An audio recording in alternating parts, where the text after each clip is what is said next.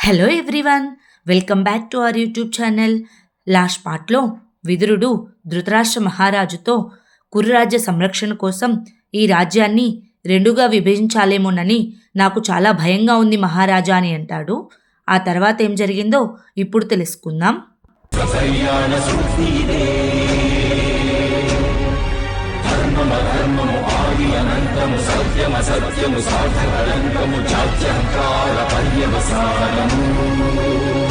శక్తిదే భక్తిదే జీవన్ముక్తికి మార్గమిదే పంచమ వేద సారం మహాభారతం.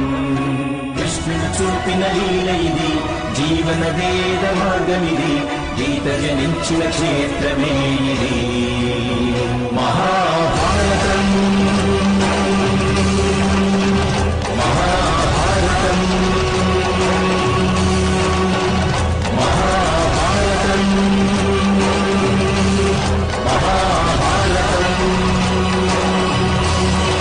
ఆ తరువాత భీష్ముడు చాలా కోపంగా విదురుడి దగ్గరకు వెళ్ళి, ఇంతటి సాహసం ఎలా చేశావు విదురా? కురురాజ్యాన్ని రెండుగా విభజించాలన్న ఆలోచన నీకు ఎలా వచ్చింది? ఈ ఆలోచన నీకు వచ్చిన వెంటనే నీ తల ముక్కలుగా అవ్వలేదా అని అరుస్తాడు. అప్పుడు విదురుడు ఏడుస్తూ, నా మనసు చాలా ముక్కలైపోయింది పెదనాన్న అని చెప్పి మోకాళ్ళ మీద కూర్చొని, నన్ను క్షమించండి పెదనాన్న, కానీ ఈ విపరీత పరిస్థితుల్లో నాకు ఇంతకు మించి వేరే ఉపాయం కనిపించలేదు పెదనాన్న అని ఏడుస్తూ ఉంటాడు. వెంటనే భీష్ముడు కోపంతో, నీ ప్రేలాపనలు ఇంకా ఆపు విదురా, ఇది ఉపాయం కాదు, అపహాస్యం. మన పూర్వీకులను అపహాస్యం చేశావు. మన పూర్వీకులు ఎంత కృషి చేశారు, ఎన్నో త్యాగాలు చేశారు ఈ రాజ్యాన్ని లోకంలోనే శక్తివంతమైన రాజ్యంగా మార్చడానికి అని చెప్పి పక్కనే ఉన్న వాళ్ళ పూర్వీకుల విగ్రహాలను చూపించి, ఇదిగో వీళ్ళే మన పూర్వీకులు, వీళ్ళు చాలా కష్టపడ్డారు, ఎన్నో త్యాగాలు చేశారు. ఇక మా నాన్నగారు శంతన మహారాజు ఈ రాజ్యాన్ని శక్తిమంతం చేశారు, ఈ రాజ్య సరిహద్దులను విస్తరింపచేశారు. నువ్వు ఈ రాజ్యాన్ని ముక్కలు చేయాలనుకున్నావా విదురా అని కోపంగా చూస్తాడు. అదే సమయంలో నకుల సహదేవులు, కానీ అన్నయ్య, చిన్నాన్నగారు రాజ్య విభజన సలహా ఇచ్చారంటే వారు తప్పకుండా ఏదో ఆలోచించే అలాంటి సలహా ఇచ్చుంటారు కదా అని అంటారు. వెంటనే ధర్మరాజు, వారు మనసుఖం గురించి ఆలోచించే ఇలాంటి సలహా ఇచ్చారు. కురువంశంలో లోపల వైరాలు జరగకుండా ఉండాలని ఇంత పెద్ద నిర్ణయం తీసుకున్నారు. కానీ మన మాతృభూమి విభజనను మనమెలా ఆమోదించగలము అని అంటాడు. అప్పుడు భీముడు, కానీ మహాముని చెప్పారు కదా, మనం రాజ్యం కోరడం మంచిదేనని, మనసుఖం కోసం కాకపోయినా మన రాజ్య శ్రేయస్సు కోసం, మన రాజ్యానికి సేవ చేయడం కోసం అని అంటాడు. వెంటనే ధర్మరాజు, అధికారం పొందాలన్న హక్కును ఈ విధంగా సాధించాలా? ఇలా మన రాజ్యాన్ని ముక్కలు చేయాలా భీమా అని అంటాడు. ఆ తరువాత భీష్ముడు విదురుడితో, ఈ రాజ్యాన్ని విభజించాలంటే ముందు నా పంచప్రాణాలు పోవాలి అని అంటాడు. వెంటనే విదురుడు, పెదనాన్న, తైలాన్ని నీటిని ఒకే పాత్రలో ఉంచలేము. ఒకవేళ ఉంచినా ఆ రెండు ఎప్పటికీ కలవలేవు. ఆ రెండు కలిసినా సరే వాటి వల్ల ఎటువంటి ప్రయోజనము ఉండదు. పెదనాన్న, మనకు హస్తినాపుర శ్రేయస్సు ముఖ్యమైతే ఇప్పుడు ఆ రాజ్య విభజన ఒక్కటే దానికి మార్గం అని అంటాడు. ఆ తర్వాత దుర్యోధనుడు చాలా కోపంతో, ఈ రాజ్యాన్ని విభజించడం అసంభవం నాన్నగారు, ఈ రాజ్యంపై మొత్తం అధికారం నాకే ఉంది, ఈ సామ్రాజ్యం మొత్తం నాదే, ఈ సామ్రాజ్యంలో అర్ధభాగం ఆ పాండుపుత్రులకు ఎందుకు ఇవ్వాలి నాన్నగారు, అసలు ఈ సామ్రాజ్యాన్ని విభజించాలన్న ఆలోచన కూడా ఎవ్వరికీ రాకూడదు అని అంటాడు. అప్పుడు ధృతరాష్ట్ర మహారాజు, అయినా నువ్వు కాంపిల్యంలో పాండిపుత్రులు సజీవంగా చూశానన్న విషయం నాకు ఎందుకు చెప్పలేదు దుర్యోధన అని అడుగుతాడు. వెంటనే దుశ్శాసనుడు, అలా చెప్పి ఉంటే ఏం చేసేవారు నాన్నగారు? పితామహులు, మహామంత్రి మిమ్మల్ని ఎల్లప్పుడూ ధర్మం పేరిట నిస్సహాయులను చేస్తూనే ఉన్నారు. మీరు వారి సమక్షంలో ఎప్పుడూ నిస్సహాయులుగానే ఉన్నారు. ఈ కారణంగానే మేము అన్నయ్య పట్టాభిషేకం అయిన తర్వాతే మీకు ఈ విషయం చెప్పాలనుకున్నాము అని అంటాడు. వెంటనే దుర్యోధనుడు, నాన్నగారు, మిమ్మల్ని సన్యాసం తీసుకోవాలని నేను ఎప్పుడూ అనుకోలేదు. పితామహులు, మహామంత్రి మీకు సేవకులు, ప్రభువులు కాదు. కానీ నా అధికార విషయానికి వస్తే వారు మిమ్మల్ని ఎల్లప్పుడూ దుర్బలుడని రుజువు చేస్తూ ఉంటారు మహారాజా అని అంటాడు. వెంటనే దుశ్శాసనుడు, అన్నయ్య అన్నది నిజమే నాన్నగారు, ఇలా మీరే మీ స్థానాన్ని, అధికార బలాన్ని తెలుసుకోలేకపోతే ఇక ఇతరులు ఎలా ఆమోదిస్తారు అని అంటాడు. మీరు మీ బలాన్ని ఉపయోగించి ఇది రుజువు చేయాలి. మీరు తీసుకున్న నిర్ణయమే తుది నిర్ణయం అవుతుందని అని అంటాడు. ఆ తర్వాత ధర్మరాజు పితామహులకు ఎంత కష్టంగా ఉంటుందో, పైనున్న మన నాన్నగారి ఆత్మ ఎంతగా దుఃఖిస్తుందో భీమా అని అంటాడు. వెంటనే అర్జునుడు, కానీ అన్నయ్య, మనం రాజ్యాన్ని సంపాదించుకోవాలని మాధవుడు చెప్పాడు కదా, వారి సలహాను కాదనడం మంచిదే అంటారా అని అడుగుతాడు. అప్పుడు ధర్మరాజు, లేదర్జున, రాజ్యాధికారం లేకపోయినా ప్రజలకు సేవ చేయవచ్చు, కానీ మన రాజ్యాధికారం కోసం రాజ్యాన్ని విభజించడం మంచిది కాదు.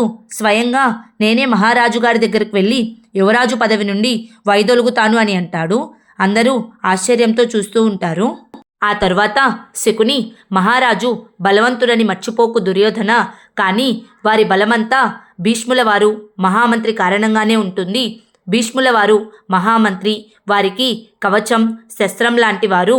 తాబేలు కవచం తన శరీరాన్ని రక్షించినంత వరకే అది ప్రాణాలతో ఉంటుంది. ఒక్కసారి అది కనుక వెల్లకిలా పడిపోతే అది ప్రాణాలతో కొట్టుమిట్లాడుతుంది అని అంటాడు. వెంటనే దుశ్శాసనుడు, మీరు మా నూరుగురు సోదరుల పరాక్రమం మర్చిపోతున్నారు మామయ్య. గాంధార సైన్యం, అశ్వత్థామ సైన్యం, ఇంకా అంగరాజు కర్ణుడు, మేమంతా ఉండగా మా తండ్రి గారు భయపడాల్సిన అవసరం ఏమిటి? మీరు మీ బలప్రయోగాన్ని ప్రయోగించండి నాన్నగారు అని అంటాడు.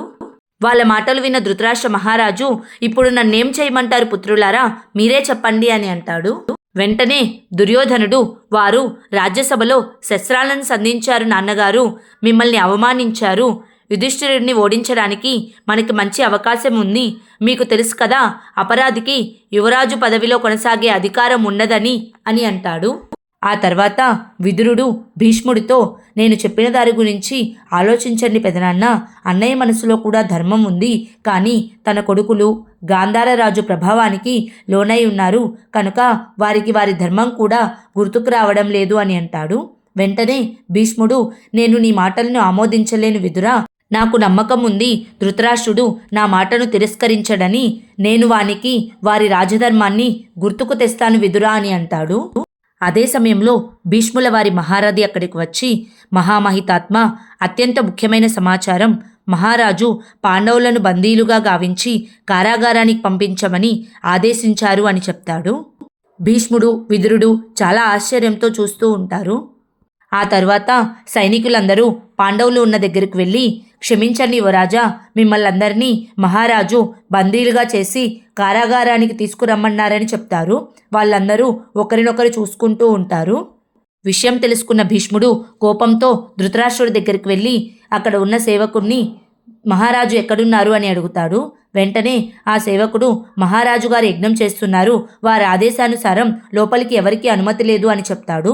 అప్పుడు భీష్ముడు, వారికి చెప్పు, పెదనాన్న భీష్ముడు వచ్చారని, ముఖ్యమైన కార్యం కోసం మన ఇల్లు కాలిపోతుంటే యజ్ఞంలో ఆహుతి ఇవ్వడం వల్ల ఎలాంటి పుణ్యం లభించదని చెప్పు అని అంటాడు. ఆ తర్వాత సైనికులు పాండవులను బంధించబోతూ ఉండగా భీముడు వాళ్ళు బంధించిన తాడును తెంచివేస్తాడు. సైనిక, నన్ను బంధించడానికి ఇలాంటి దానిని తీసుకువచ్చావా అని అంటాడు.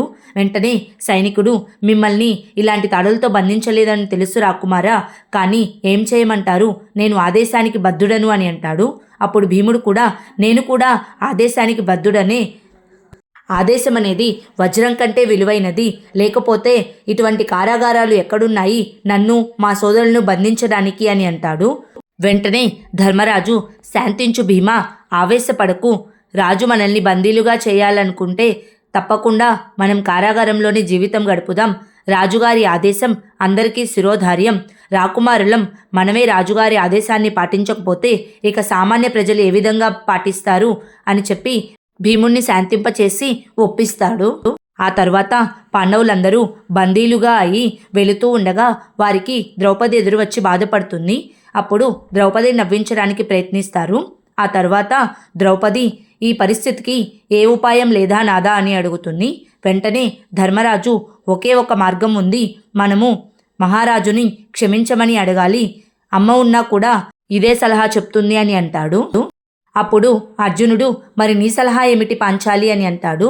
వెంటనే ద్రౌపది, నాకు రాజ్యం మీద వ్యామోహం లేదు నాథా, నేను మీ అందరికీ సేవ చేసుకుంటూ అడవుల్లో అయినా ఉంటాను, కానీ దోషులైతే దండన అనుభవించాలి, కాదంటే అన్యాయాన్ని ప్రతిఘటించాలి.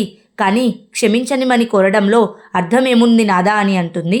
వెంటనే ధర్మరాజు అంటే క్షమాపణకు విలువ లేదంటావా పాంచాలి అని అంటాడు.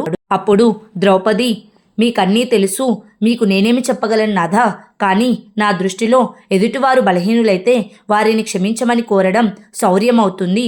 ఒకవేళ ఎదుటివారు మనకన్నా బలవంతులైతే వారిని క్షమించమని కోరడం పిరికితనం అవుతుంది అని అంటుంది. వెంటనే ధర్మరాజు, నీవు నిజమే చెప్పావు పాంచాలి, నీవు బాధపడకు, మేము క్షమాపణ కోరడం లేదు అని చెప్పి పద సైనికులారా అని అందరూ కారాగారానికి బయలుదేరుతారు. ద్రౌపది వారందరికీ తన కనుసైగలతోనే ధైర్యాన్ని చెప్పి తను లోపల బాధపడుతూ ఉంటుంది.